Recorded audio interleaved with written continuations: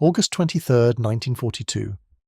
The Volga River glowed with the orange reflection of a burning sky as German bombers roared overhead, turning the ancient city of Stalingrad into a single, massive firestorm, one that Hitler believed would crumble under sheer force, one that German High Command believed would collapse within a few days.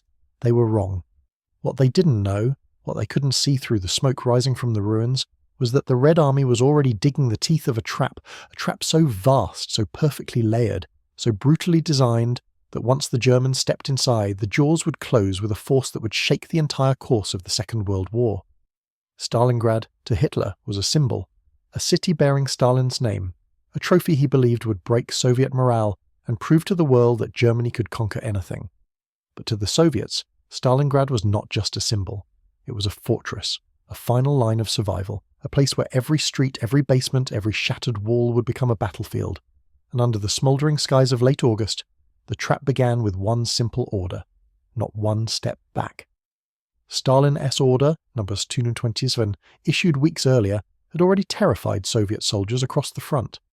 But in Stalingrad, it became something else, not fear, but fuel. It meant that every man defending the city understood something the Germans did not. Stalingrad would not be given up. It would be defended to the last bullet, the last breath, the last body. And so, when the first German tanks rolled over the western outskirts, grinding crushed brick under their treads, they did not enter a dying city.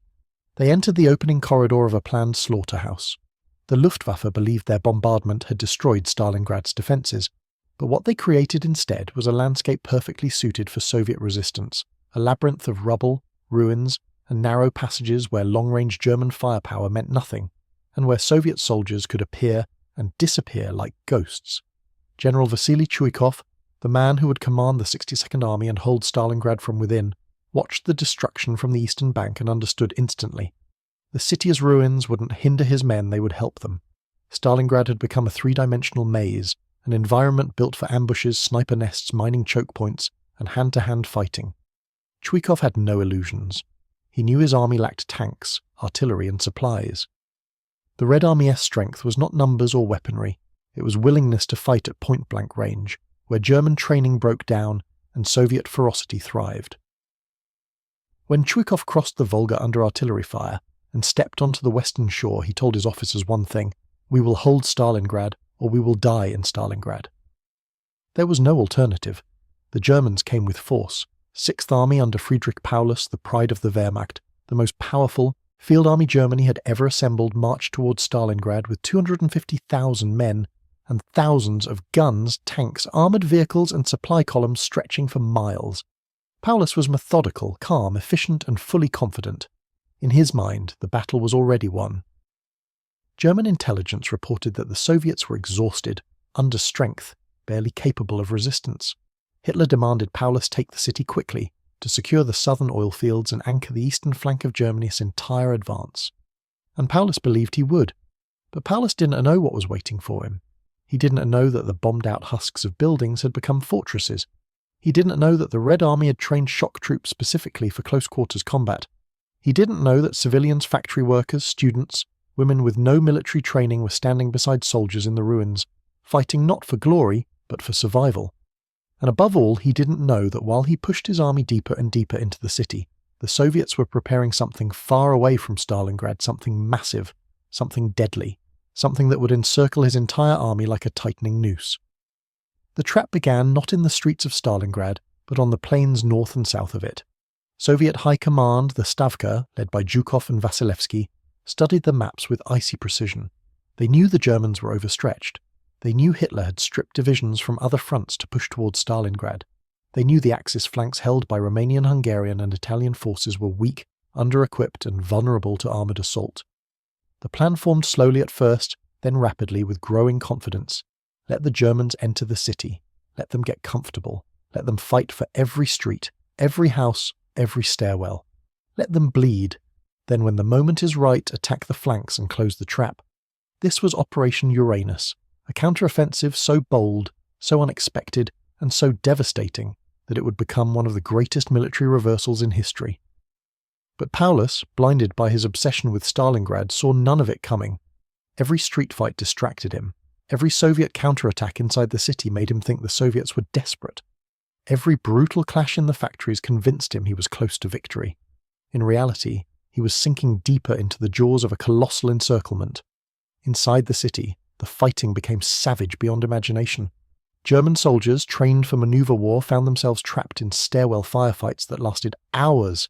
Snipers hunted them from every shadow. Soviet soldiers hid under rubble piles, bursting out at night to retake lost ground.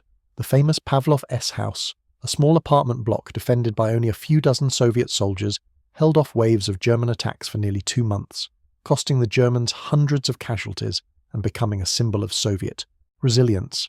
In the factories, the combat was even worse. The Red October steelworks, the Barricadi factory, and the Dzerzhinsky tractor factory were transformed into fortresses where Soviet soldiers fired from behind molten steel vats and used assembly lines as barricades. The tractor factory continued repairing and producing T-34 tanks, even as bombs fell onto the assembly halls, rolling tanks straight from the line into battle, sometimes with workers still welding inside them. German soldiers who entered the factories described it as hell on earth, a place where visibility was 20 meters, where shadows moved unpredictably, where Soviet soldiers attacked from trenches, elevators, crawl spaces, pipes, and dark corridors. In this twisted environment, the PPS-41 submachine gun became the king of close-quarters combat, filling the factories with deafening bursts of fire that echoed endlessly through the metal chambers. Paulus pushed harder. He sent division after division into the ruins. He believed that victory lay inches ahead, that if he could just capture the last districts, the Soviets would break. He didn't realize the truth. The Soviets weren't trying to hold the whole city, they were only holding enough of it to keep him locked inside. The 62nd Army existed to buy time. Time for Zhukov, time for Vasilevsky. Time for the Red Army to position the massive forces gathering far from Stalingrad armies, hidden behind river bends, camouflaged in forests, waiting with tanks fueled, artillery prepared, infantry hardened by months of training. And Stalin knew exactly what he was setting up. When he asked Zhukov whether Operation Uranus would succeed, Zhukov replied that it would not just succeed, it would be decisive. It would be the turning point of the war, and Stalin, silent for a long moment, finally whispered the words that drove the Soviet command toward the most ambitious offensive they had ever attempted. Let Paulus go deeper. By late October, German units inside Stalingrad were exhausted. Supplies came across a single road under constant Soviet fire. Ammunition ran low. The Luftwaffe could no longer dominate the skies. Winter storms, fuel shortages, and stretched supply lines weakened them. But Hitler would not allow retreat. He demanded total victory. He demanded that Stalingrad fall before winter. And Paulus obeyed, pushing his men beyond their limits. Meanwhile, Soviet soldiers still crossed the Volga under artillery fire at night, rowing through freezing water in small boats, knowing half would be killed before reaching the western bank. But still they came, still they reinforced, still they held the city because holding it was not the goal, holding the Germans in it was. Paulus telegraphed Berlin again and again. He begged for reinforcements, fuel, tanks, ammunition. He reported rising casualties. His divisions had been reduced to battalions, his battalions to companies, his companies to fragments. But Hitler responded, with the same message every time: Stalingrad must be taken. German soldiers entered Stalingrad full of confidence. Now they crouched behind burned-out vehicles, shivering in ruined buildings as Soviet artillery pounded them day and night. They had no idea that far beyond their lines, gigantic Soviet armies were assembling armies that would soon strike with overwhelming force. And then, for a brief moment, as November approached and the weather turned violent, everything went silent. The fighting inside the city slowed. Both sides dug in, regrouped, prepared for the next phase. German soldiers took this as a sign that the Soviets were nearly finished. But Soviet commanders looked at the maps, the weather reports, the preparation logs, the fuel stockpiles, and they knew the trap was ready. The jaws were open, the Germans were deep inside, and soon the jaws would close. November 19th, 1942. Before dawn settled over the frozen steppe north of Stalingrad, a thick fog clung to the ground like a living thing, hiding the movement of thousands of Soviet soldiers crouched in the snow, rifles ready, breath steaming through scarves. A silence hung over the plain, an unnatural stillness, the kind that comes only in the seconds before something enormous breaks loose. Then, at exactly 7:20 a.m., the silence shattered. The horizon erupted in fire as over 3,500 Soviet guns, mortars, and rocket launchers unleashed a thunderous bombardment that rolled across the steppe like an earthquake. German and Romanian soldiers on the northern flank, the line Hitler believed was safe, were ripped from their trenches before they even understood what was happening. The ground shook. Snow exploded upward. Entire positions vanished under the weight of shells, and within minutes, the second phase of the Soviet trap snapped into motion. Operation Uranus had begun. This was not an attack on Stalingrad. This was an attack around Stalingrad. While Paulus and his 6th Army were trapped in brutal street fighting inside the ruined city, far from his sight, Soviet tank corps, cavalry, rifle divisions and mechanized brigades poured forward in massive waves against the weakest parts of the Axis line. The Red Army didn't hit the Germans. They hit the Romanians' units starved of equipment, low on ammunition, armed with outdated anti-tank guns that bounced off Soviet armour like stones thrown at a steel wall. Within the first hour, the Soviet 21st and 65th Armies smashed through the Romanian 3rd Army. Entire regiments collapsed. Commanders shouted for reinforcements. Radios crackled with frantic orders. Artillery crews abandoned their guns, and Soviet T-34s painted white to blend with the snow burst forward from the fog like predators emerging from a storm. The Germans inside Stalingrad had no idea. Paulus was inside a schoolhouse-turned-headquarters, studying maps, still obsessed with capturing the last industrial districts of the city. Stalingrad consumed him. Hitler consumed him. Every fibre of his planning, every report he issued focused on the rubble, the factories, the ruins directly in front of him. When the first reports from the northern flank arrived, enemy breakthrough, Romanian forces collapsing, massive Soviet attack, Paulus dismissed them as exaggerated. The Soviets always counterattacked. He had seen dozens, but this one was different, and within hours, the difference became undeniable. While Soviet forces continued smashing through the northern flank, at 8:50 a.m. another artillery barrage erupted far to the south of Stalingrad. This time, the Soviets struck the Romanian 4th Army. The steppe lit up with fire as the 51st and 57th Armies launched the southern arm of the Soviet pincer.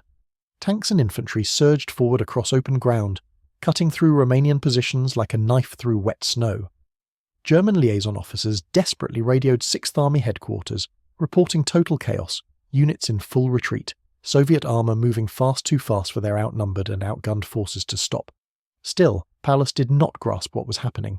He believed the Soviets intended to relieve pressure on the city, not encircle him. Paulus was a methodical officer, a man who lived by order, logic and planning, and so he rejected the idea that the Soviets were attempting something on a scale that defied his assumptions. In contrast, the Soviet commanders understood exactly what was unfolding. This was the moment they had prepared for, the moment when the trap would close around the largest German force on the Eastern Front. By noon, the Romanian 3rd Army ceased to exist as a fighting force. Thousands fled eastward. Thousands surrendered. Soviet tanks raced across the open plains with shocking speed, bypassing pockets of resistance and heading for key crossings, roads, and junctions. Entire German rear area units supplied depots, transport battalions, repair companies were overrun. Chaos spread behind the German lines like wildfire. Officers burned documents, destroyed radios, abandoned vehicles. The Soviets kept going. Their armour pushed deeper and deeper into the operational depth behind the German 6th Army. Meanwhile, German forces inside Stalingrad were still fighting house by house. They were trapped in the roar of street combat, completely deaf to the thunder outside the city. Sturmgeschütz crews firing into basements 1 hour had no idea their entire line of retreat was collapsing the next. Grenadiers clearing factories with flamethrowers couldn't imagine that Soviet tanks miles away were now driving straight toward the rear of their army. And as the northern and southern Soviet spearheads barreled toward each other, smashing through isolated German pockets, the truth finally reached Paulus. Reports from the 7th Corps, from the 48th Panzer Corps, from the Romanian generals, every message spelled the same thing: disaster. Still, Paulus waited. He wanted Hitler's approval before acting. He ordered no withdrawal, no repositioning, no breakout attempt. The Germans inside Stalingrad kept bleeding in the factories, kept fighting over collapsed chimneys and tractor assembly halls, completely unaware that their only escape route was disappearing minute by minute. And then, on November 20th, the Soviet tankers of the 4th Mechanized Corps captured the bridge at Kalach, the last major crossing west of Stalingrad. It fell quickly. The Germans guarding it didn't expect tanks to appear behind them. This wasn't a battle, it was a rout. And now the jaws of the trap were inches from closing. On November 22nd, in the icy twilight of a freezing steppe, the northern and southern Soviet pincers met near the town of Sovetski. Tank commanders climbed from their hatches, shook hands, signalled flares into the sky. It was done. The most powerful German army in the east, over 300,000 men, was sealed inside a pocket stretching from the Volga to the Don. Stalingrad, the city Paulus had tried so desperately to capture, had become a steel trap, and the Germans were inside it. When news reached Hitler, he refused to believe it. "The Sixth Army will not retreat," he shouted. "It will stand fast. It will fight where it is." But it was just a command. It was madness. Paulus finally understood the magnitude of the disaster, but instead of ordering an immediate breakout, something his officers begged for, he waited for Hitler's orders. When they came, they were insane. Hitler told Paulus to stay in the pocket, to form a defensive ring, and to wait for supplies to be delivered by air. The Luftwaffe promised to deliver 300 tons of supplies per day. They delivered less than 80, sometimes 20, sometimes 0. Winter storms grounded aircraft. Soviet fighters and anti-aircraft guns tore the supply planes from the sky. German soldiers inside the pocket now began to starve. Ammunition dwindled, fuel disappeared, horses were slaughtered for food, frozen corpses lay unburied in trenches, disease spread, frostbite turned fingers black. Still, Paulus did not break out. Still, Hitler insisted the Sixth Army would hold. Still, German propaganda claimed the situation was under control. Inside Stalingrad, the fighting took on a new character. Soviets assaulted the Germans relentlessly. German soldiers retreated from building to building, their lines shrinking each day. The temperature dropped below 30 C. The wounded died overnight. The trenches filled with snow and blood. And above it all, Soviet loudspeakers broadcast the same message every night. "Paulus, your situation is hopeless. Surrender." But Paulus refused. He still believed relief would come. He still believed Hitler wouldn't abandon him. He still believed the Luftwaffe could sustain his army. Meanwhile, outside the pocket, the Soviets prepared for the next phase, the destruction of everything inside. Operation Saturn, later renamed Little Saturn, smashed Italian and German reserves, preventing any possibility of rescue. Manstein's relief forced the famous Army Group Don advance towards Stalingrad, but never reached it. They got within 30 miles before being forced to halt. Paulus radioed Berlin, "If we do not break out, we will be annihilated." Hitler's reply came instantly. "The Sixth Army will stand and fight. It will not break out." From that moment on, Stalingrad became not a battle, but a slow-motion execution. By early January, the pocket shrank to a tiny island around the city centre and the airfield at Gumruk. Soviet artillery pounded the Germans day and night. Supply planes could no longer land. When they tried, they were destroyed. The wounded froze to death on the runways. Food rations dropped to 50 grams per day. Soldiers boiled leather belts to eat. Horses had long since been consumed. Soviet troops advanced through the ruins systematically, clearing block after block. German soldiers, once the masters of blitzkrieg, now fought with frostbitten hands, cracked rifles, and empty stomachs. As the lines collapsed, Paulus radioed Berlin again. "Our troops are without ammunition. There are no supplies, wounded dying everywhere." Hitler didn't care. Instead, he promoted Paulus to Field Marshal, the highest rank in the German army. No German Field Marshal had ever surrendered in history. Hitler expected Paulus to kill himself. But Paulus didn't. On January 31st, 1943, Soviet troops stormed his headquarters in the basement of the Univermag department store. Paulus, pale, exhausted, surrounded by dying staff officers, surrendered. 2 days later, the northern pocket surrendered as well. The battle was over, the trap had closed, and the German Sixth Army Hitlerist pride had been annihilated. February 3rd, 1943. The smoke over Stalingrad no longer rose in great pillars of fire, no longer rolled across the sky like storm clouds. Instead, it drifted in thin, ghost-like trails above the shattered city, as if the ruins themselves were exhaling after 6 months of unending brutality. The gunfire had faded, the explosions had faded, the cries had faded. What remained was silence, heavy, suffocating, unnatural silence. Soviet troops moved cautiously through the last pockets of German resistance, bayonets fixed, rifles ready, expecting traps, ambushes, or desperate last stands. But they found almost none. What they found instead were broken men, starving, frostbitten, hollow-eyed German soldiers who could no longer tell the difference between day and night, between hope and despair, between life and the slow death they had been living for weeks. The once mighty Sixth Army, the the force that Hitler believed could conquer anything had been reduced to a skeletal remnant. Of the more than 300,000 men who marched towards Stalingrad in 1942, fewer than 90,000 were left alive, and most of those were too weak to stand. The Soviets walked among them, stunned. They had expected fierce resistance to the end. They had expected fanaticism. But what they found was an army that had been abandoned by its high command, abandoned by its strategy, abandoned by its own leader. Stalingrad was not just a defeat. It was a betrayal. For Hitler, the defeat was unthinkable. His speeches in Berlin had promised victory. His proclamations had declared that the German soldier never surrendered. His belief in the invincibility of his armies was absolute. And yet, even as he raged in the Wolfers Lair, smashing maps, screaming at generals and blaming everyone but himself, he refused to accept responsibility. He claimed Paulus lacked the will to fight. He claimed the Sixth Army had failed him. But the reality was simple. The trap that closed around Stalingrad was built from Hitler's arrogance. It began when he divided Army Group South in the summer of 1942, sending one half toward the Caucasus oil fields and ordering the other to take Stalingrad simultaneously.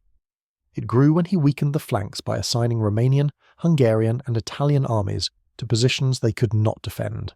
It deepened when he refused to allow Paulus to withdraw, and it snapped shut when he insisted that the Luftwaffe, already overstretched, short on fuel and battered by Soviet fighters, could supply an entire army from the air.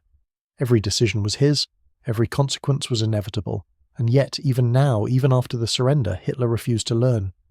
He told his staff that the Sixth Army should have fought to the last, that the men should have chosen death over surrender. He believed he was the victim. The truth was that he had walked willingly, confidently, blindly into the greatest trap of the Eastern Front. Inside Stalingrad, Soviet troops counted the cost of victory. The city was no longer a city, it was a carcass of steel, stone and ash. Entire districts had been pulverized. Factories stood as empty shells. Streets were filled with burned-out tanks, shattered guns, collapsed buildings, frozen bodies and twisted debris. The smell of death lingered everywhere, in the trenches, in the cellars, in the ruins of the factories, in the snow. The Volga, once a lifeline of supply and movement, was a graveyard of boats and barges sunk by artillery fire. Zhukov, the commander of the 62nd Army who had held the western bank from the first day to the last, stepped through the ruins with a mixture of pride and grief.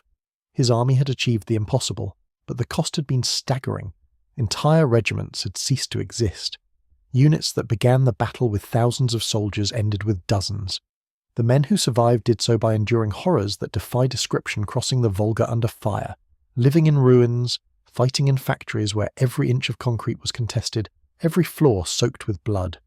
Soviet political officers calculated that some divisions had suffered over 90 casualties, and yet, through grit, sacrifice and sheer determination, they had held. These men would forever be known as the defenders of Stalingrad, the army that stood between the Soviet Union and annihilation. As the Soviets secured the last German encampments, they discovered headquarters maps, diaries, letters and orders that revealed the shocking internal collapse of the German command structure.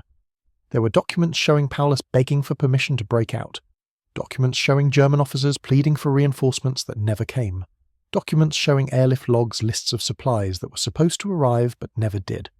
One entry read simply, "Snowstorm, no flights." Another read, "Fuel insufficient." 2 planes arrived.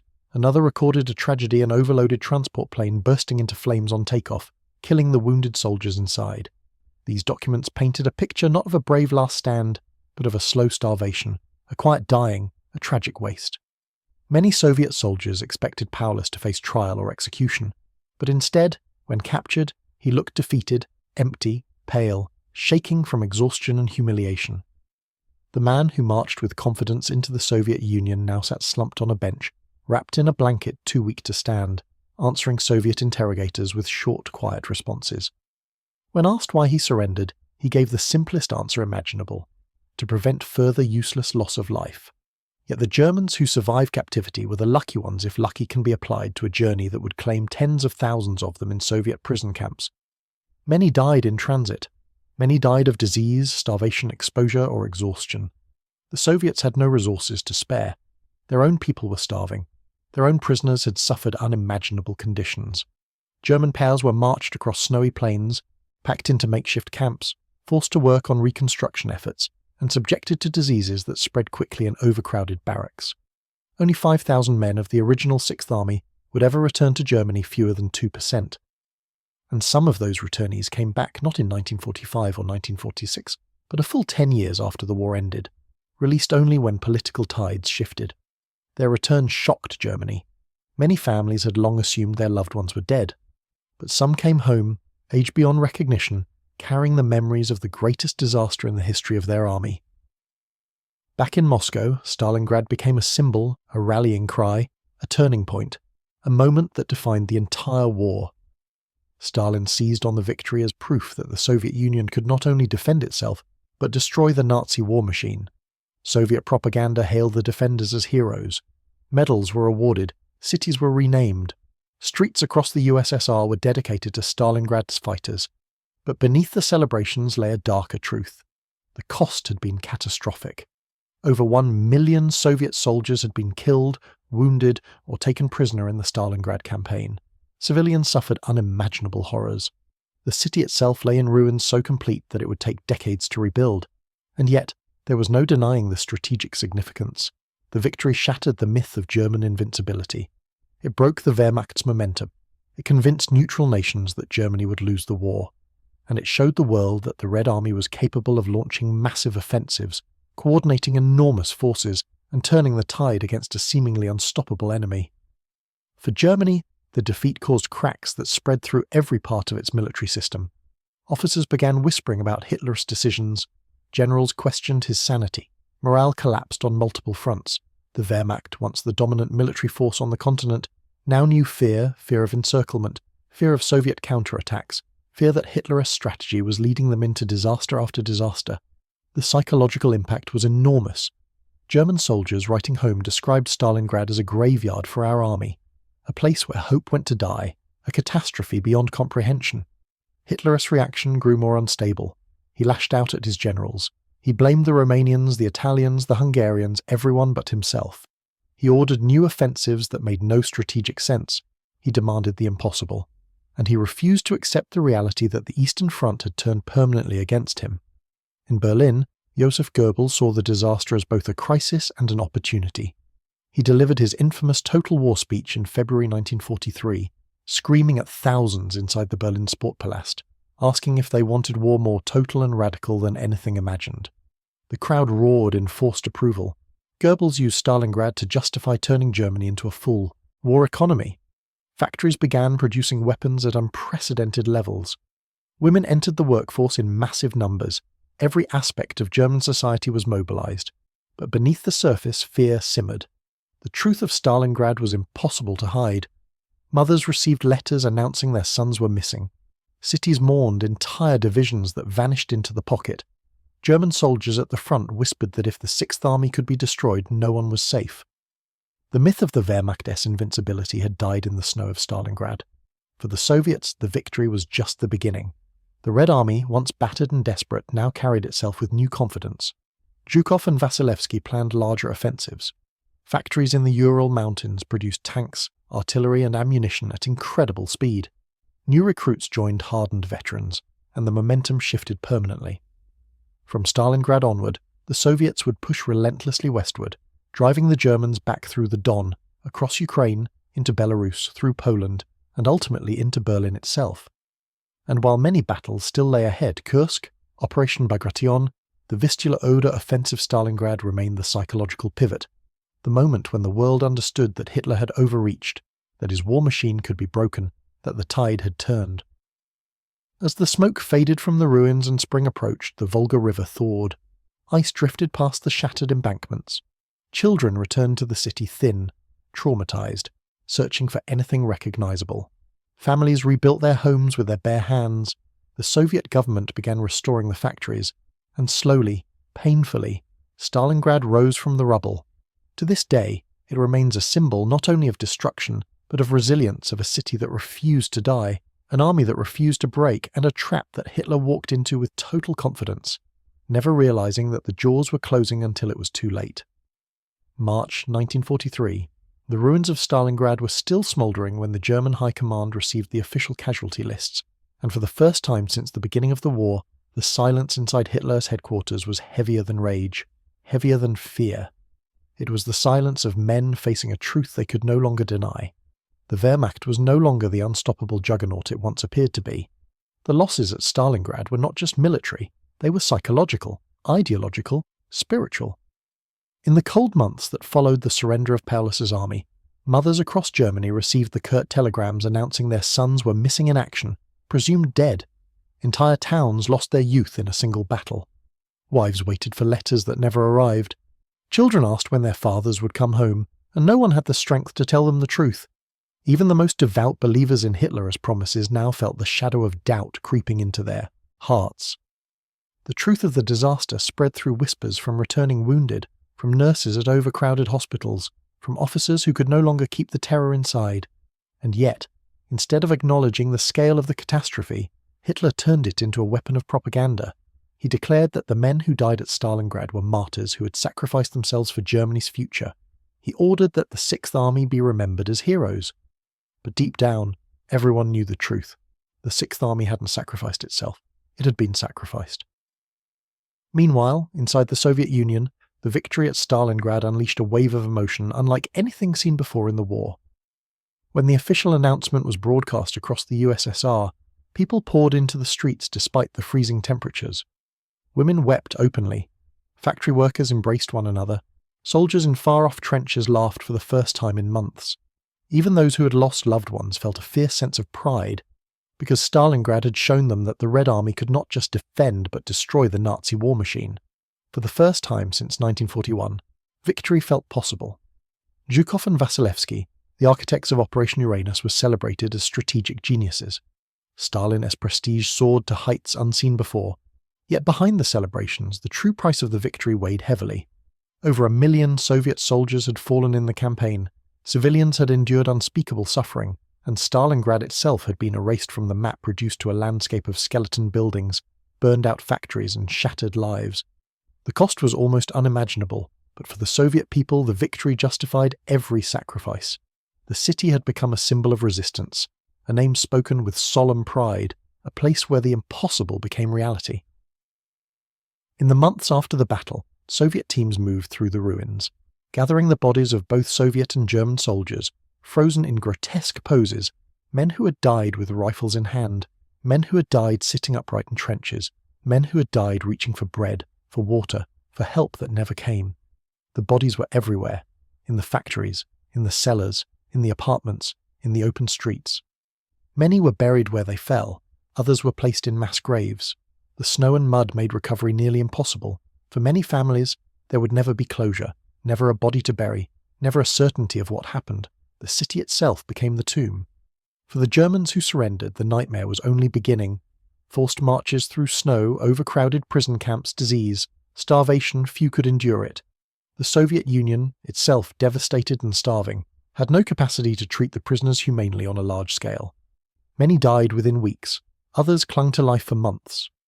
Only a tiny fraction would ever return to Germany, and even those who did were changed forever, haunted by memories of the steppe, of the siege, of the freezing nights when they watched their friends slip quietly into death. They returned not as conquering heroes, but as emaciated survivors of a slaughter they never fully understood. And when they told their stories, Germany listened with a mixture of disbelief, horror, and guilt. The truth was undeniable. The Eastern Front had become a war of annihilation, and at Stalingrad, annihilation had turned back on the invader. Hitler, still refusing to accept responsibility, lashed out at anyone he could blame. He removed generals, he berated staff officers, he insisted the Wehrmacht had been betrayed by cowardice, incompetence, or fate. What he never admitted was that Stalingrad was the result of his own strategic delusions. He had overestimated his armies, underestimated the Soviets, ignored logistics, dismissed intelligence, and believed the myth of his infallibility. Stalingrad shattered that myth, and yet, instead of learning from the disaster, Hitler doubled down on his failed strategies. He ordered new offensives, he demanded impossible victories, he refused to allow retreat even when positions became untenable. His grip tightened, and with it, the German war effort accelerated toward collapse. Inside the ranks, the defeat sparked a quiet rebellion not of weapons, but of minds. Officers who once believed in Hitler's genius now questioned his sanity. Some began contemplating the unthinkable. removing him. Stalingrad planted the seeds of doubt that would bloom into open resistance the following year, culminating in the July 20th plot to assassinate Hitler. The defeat also triggered widespread despair among ordinary soldiers. Letters from the front described exhaustion, hopelessness, and fear that they too would be sacrificed like the men in Stalingrad. The spell had been broken. Hitler's armies were no longer convinced of ultimate victory. In the Soviet Union, the momentum shifted irrevocably. Factories in the Urals churned out tanks and artillery in massive quantities. Entire divisions were rebuilt. Recruits flowed into the ranks. The Red Army, once on the brink of collapse, now marched with confidence. They launched offensive after offensive, pushing the Germans out of the Don region, retaking Rostov, smashing the Ural salient, overrunning Kharkov, and preparing for the titanic showdown at Kursk. The victory at Stalingrad had lit a fire that burned brighter than anything the Soviets had felt since the revolution. A belief that they would win the war, no matter the cost, no matter the sacrifices. Inside Stalingrad itself, life slowly began returning. Survivors emerged from cellars where they had lived for months. Families sifted through rubble looking for anything salvageable. Children wandered through ruins, collecting shell casings or exploring the burned skeletons of buildings. Reconstruction teams arrived. Engineers assessed which structures could be saved and which had to be razed. Most had to be razed. The Volga River once again became a lifeline, carrying supplies into the city. Railroads were repaired by teams of exhausted workers who used bare hands when machines were unavailable. And slowly, brick by brick, beam by beam, Stalingrad began to rise from the ashes. As Soviet soldiers left the city to join offensives elsewhere, many carved inscriptions into walls, memorializing their presence and their fallen comrades. "We held, to my brother never forgotten. Death to the fascist invader." These words, written in pencil or carved with knives, would be discovered decades later, a testament to the men who endured the inferno.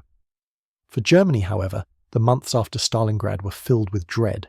Parents feared new offensives. Wives feared new telegrams. Soldiers feared every winter. Stalingrad haunted the German psyche like a spectre. It was whispered in trenches, discussed in secret by officers, and avoided altogether in Hitler's presence. It was the turning point that no amount of propaganda could erase. And as the Red Army advanced westward, the fear only grew. Everywhere they went, Soviet soldiers reminded the Germans of Stalingrad not through words, but through the relentless force of their assaults. Stalingrad had created a new Red Army, one hardened by victory, tempered by suffering, and determined to crush the enemy completely. The geopolitical consequences rippled outward. Allies gained confidence. Germany's partners reconsidered their commitment to Hitler. Neutral nations shifted their sympathies. The global perception of the war changed. Stalingrad proved that Nazi Germany could be defeated and would be defeated. And yet, for all the geopolitical, military and psychological consequences, the human cost remained the deepest wound.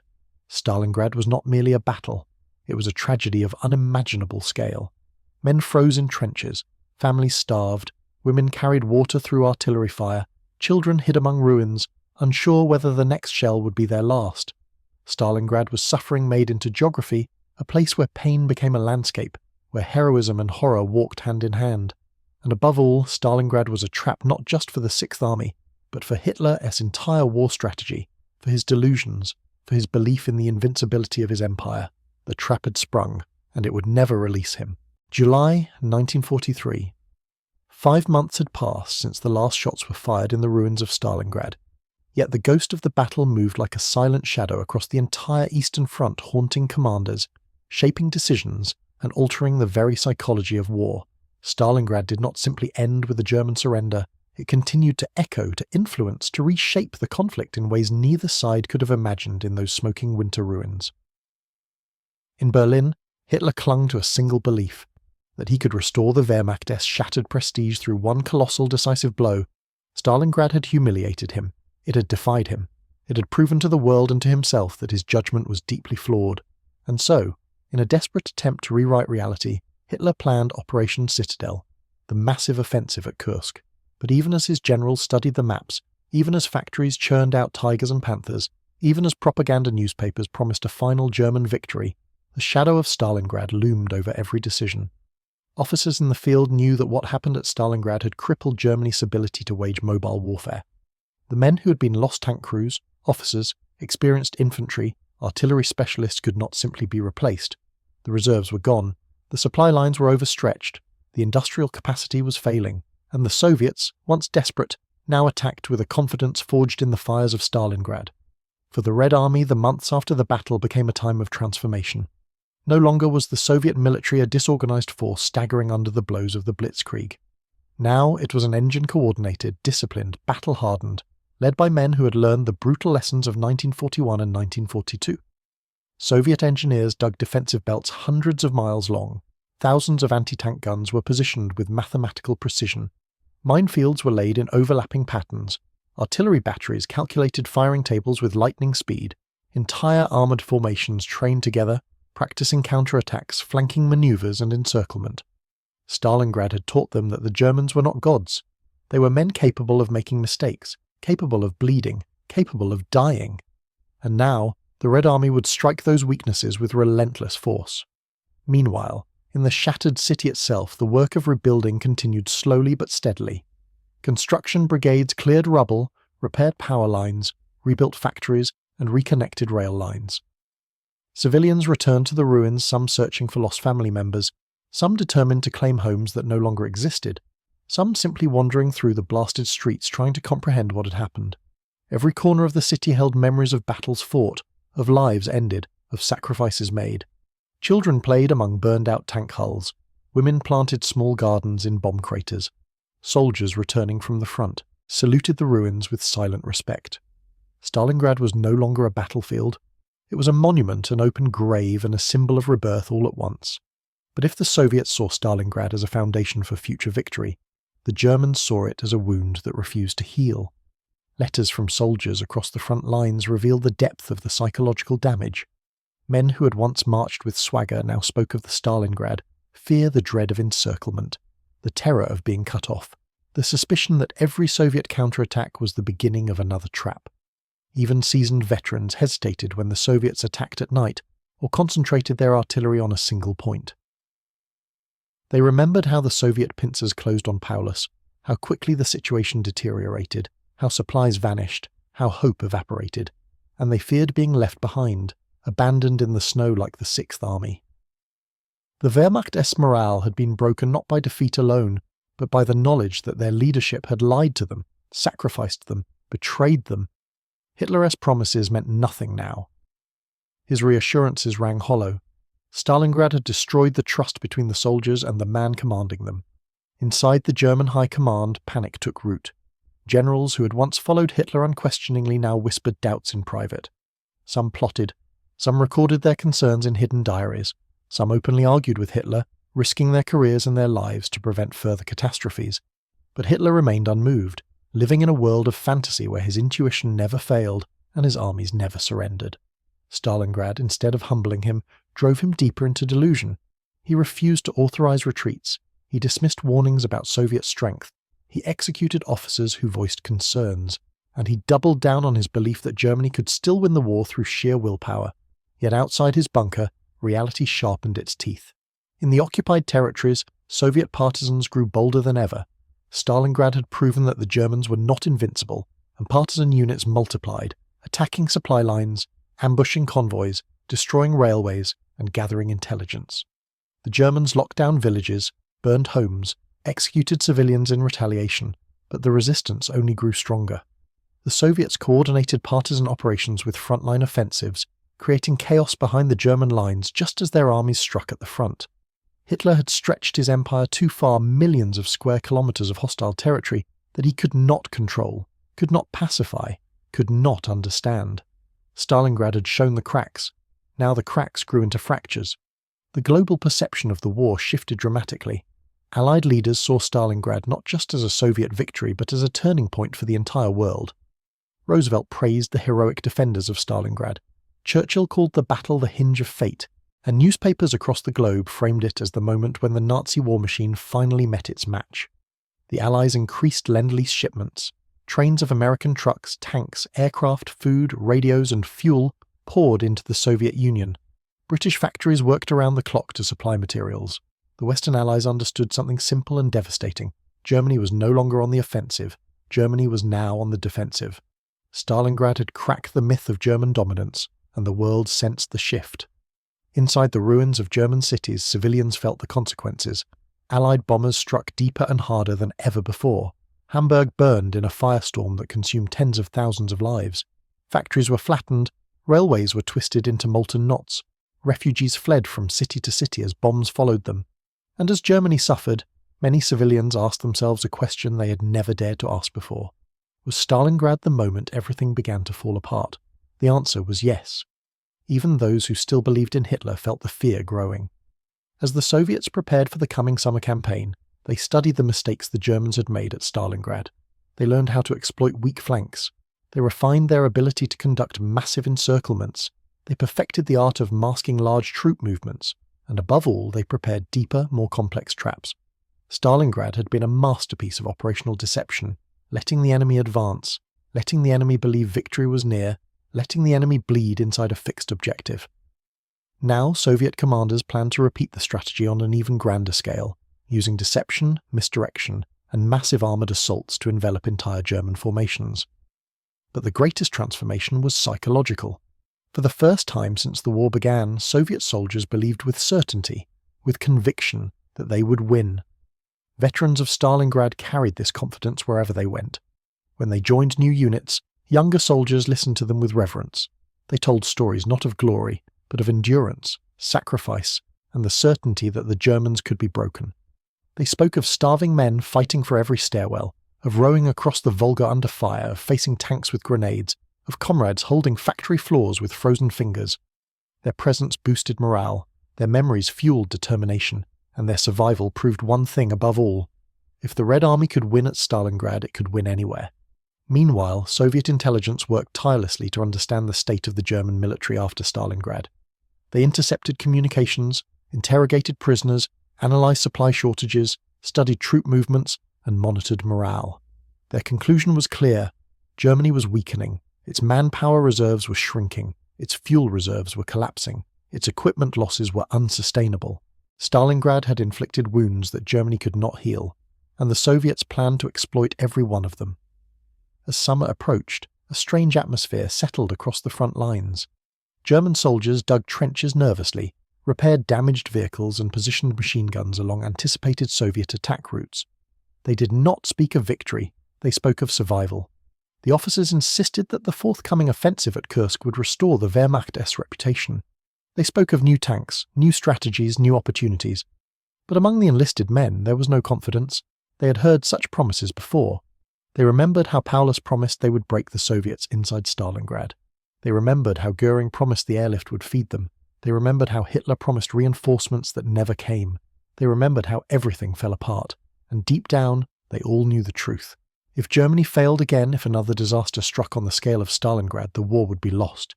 The Soviets sensed this fear. They felt it in intercepted communications, in prisoner interrogations, in the nervous movements of German troops. They felt it in the air like static electricity. Stalingrad had broken something fundamental inside the Wehrmacht, and now the Soviets prepared to break it completely. The Red Army stood ready. New divisions marched toward the front. Trains brought tanks, artillery, ammunition, and fuel in endless columns. Engineers built fortifications the Germans had never encountered before, and commanders studied every lesson from Stalingrad, determined to create conditions that would trap, crush, and destroy the enemy once more. The Germans believed they were preparing for a decisive battle.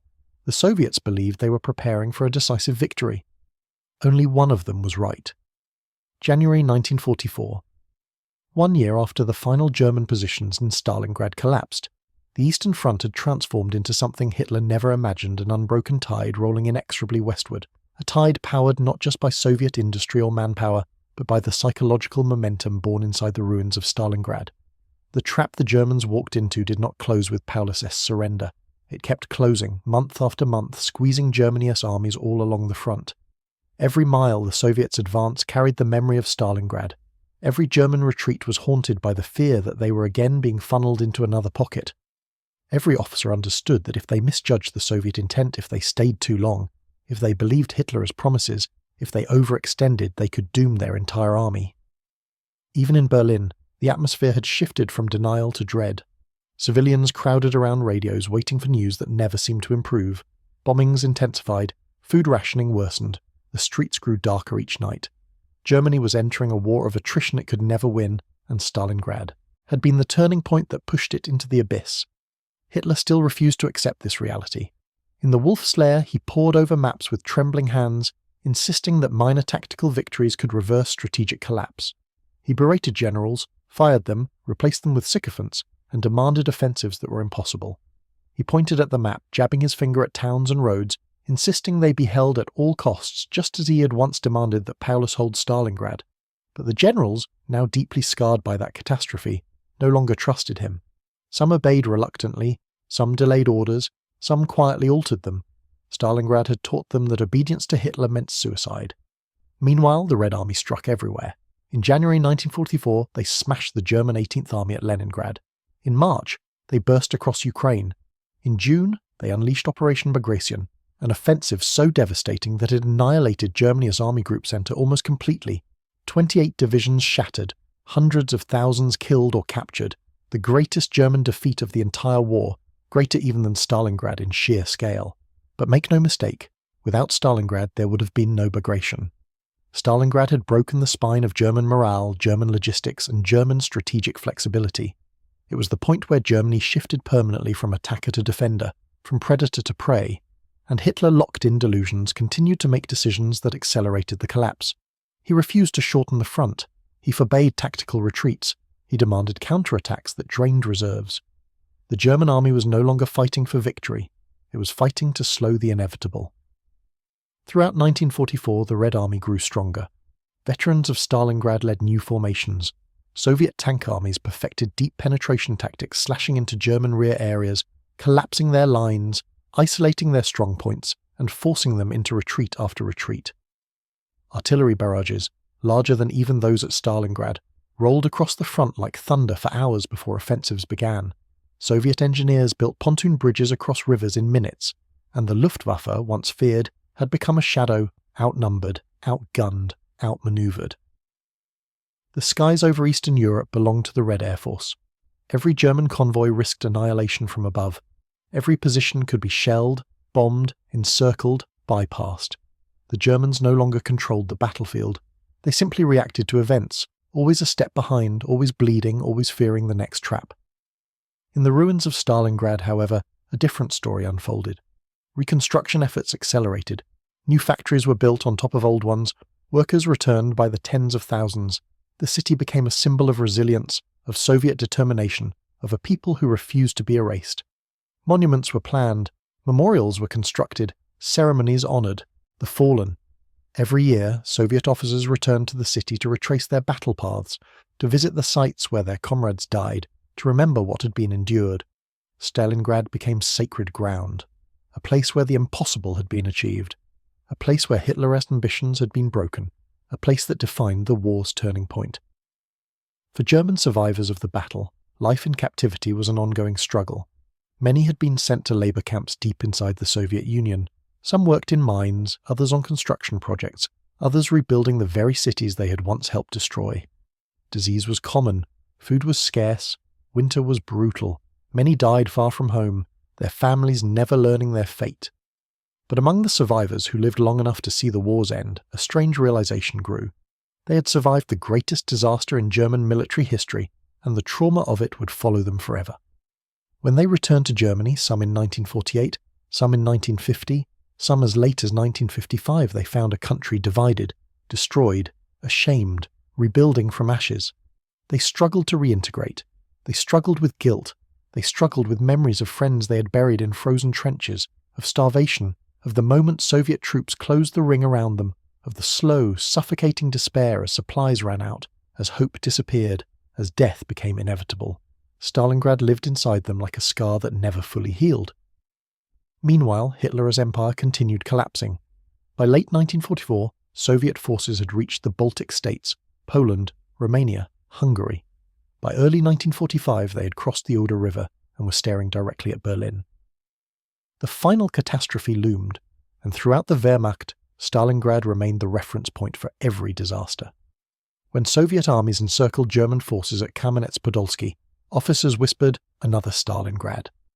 When German forces were cut off in the Baltic, soldiers said, "A new Stalingrad." When Budapest was besieged, Goering promised an airlift just as he had promised at Stalingrad, and soldiers joked darkly that they would starve like Paulus' men. Stalingrad had become a blueprint for defeat, a warning, a prophecy, and every German soldier knew it. Finally, in April 1945, as Soviet troops fought through the streets of Berlin, Hitler locked himself in a bunker beneath the Reich Chancellery. Above ground, the city burned. Artillery shells rained down. Buildings collapsed. Thousands died. The Red Army advanced relentlessly, block by block. Hitler stared at the map of Europe, the same map he had used to command millions of men into battle, and saw nothing but red. The trap that began at Stalingrad had closed entirely around him. He could no longer deny it. He could no longer delay it. His empire was gone. His armies were gone. His dreams were gone. And so, on April 30th, 1945, the man who once commanded the most powerful war machine on earth ended his life underground, hiding from the very soldiers he once dismissed as inferior. His downfall began at Stalingrad. His empire died there long before he did. On May 9th, 1945, the Soviet Union celebrated Victory Day. Crowds filled the streets of Moscow, Leningrad, Kiev, Minsk. Fireworks erupted. Soldiers embraced. Mothers wept. The war was over. The nightmare was over. And as the celebrations roared across the nation, Stalin gave a simple tribute to the turning point of the entire conflict. The victory at Stalingrad will live forever. He was right. Stalingrad became more than a battle. It became a symbol of resistance, of sacrifice, of the moment when the impossible became possible. It became the heartbeat of Soviet military identity, the foundation of post-war memory, the story every schoolchild learned. It became a warning to the world of what happens when a tyrant's ambition outruns his judgment. In the decades that followed, historians studied the battle from every angle: logistics, strategy, weather, terrain, leadership. They analysed Paulus' decisions, Hitler's delusions, Zhukov's planning, Stalin's ruthlessness. But no matter how deeply they examined the details, one truth remained clear: Stalingrad was the trap that Hitler walked into because he believed he could not lose. His arrogance dictated the battle. His decision sealed the fate of his men. His refusal to allow retreat doomed the Sixth Army. And his belief in his own infallibility ensured that the trap closed completely and irreversibly. Today, Stalingrad, now Volgograd, still carries the weight of its history. Monuments stand where factories once burned. Eternal flames burn where soldiers once fought. The Mamayev Kurgan, the hill that changed hands dozens of times during the battle, now overlooks the city with the towering statue of the motherland calls. Visitors walk among the memorials, listening to guides describe the ferocity of the fighting, the sacrifices, the unimaginable suffering. They stand on the ground where the fate of the war was decided, and they understand something that words alone cannot convey. Stalingrad was not just a military victory. It was a moment when history itself shifted direction.